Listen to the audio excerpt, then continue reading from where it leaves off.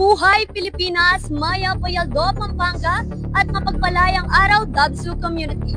Isasagawa ngayong ika-16 ng Agosto taong kasalukuyan ang Joint Commencement Exercises 2024 ng huling batch ng mga nagsisipagtapos mula sa satellite campuses ng Don Honorio Ventura State University. Kabilang narito ang Lubao, Mexico at Porac Campus.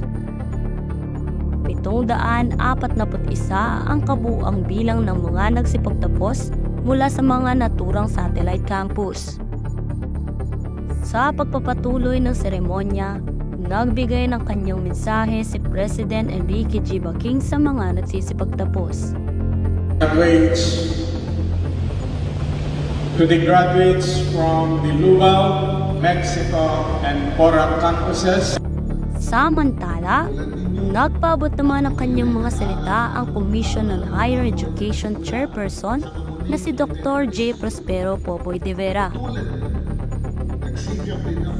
We also pray for our fellow graduates that we may all find success and fulfillment in the paths which Inilarawan ni Lee Justin Manabat bilang rough ang naging kanyang paglalayag bago nito nakamtan ng diplomang kanyang minimithi.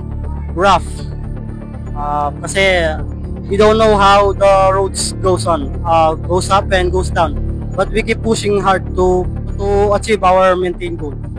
Nagbahagi naman ng nakakaganyak na mga salita si Sir Raymond Balilo, isang faculty member mula Mexico Campus. Aniya, hello graduates, yan. Pagkatapos nito is pupunta na kayo sa tunay na realidad. Congratulations, and wish ko is maging successful kayo someday sa inyong mga kanya-kanyang profession. Congratulations graduates! Walang pagsidla ng saya ng bawat dumalong kaanak at magulang ng mga nagsipagtapos. Nakapanayam namin si Rosa David, ina ng isang BSIT graduate mula Lubao Campus.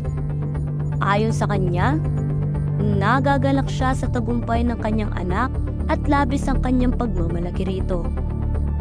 Pinasalamatan din niya ang Dabsu sa naging mahalagang bahagi nito ng paglalakbay sa pag-aaral ng kanyang anak. Tunay na isang mahalagang tagumpay ang nakamtan ng ating mga nagsipagtapos ngayon at maging sa mga nagdaang araw. Binabati namin kayo at hindi maikakaila na pinagmamalaki kayo ng ating universidad.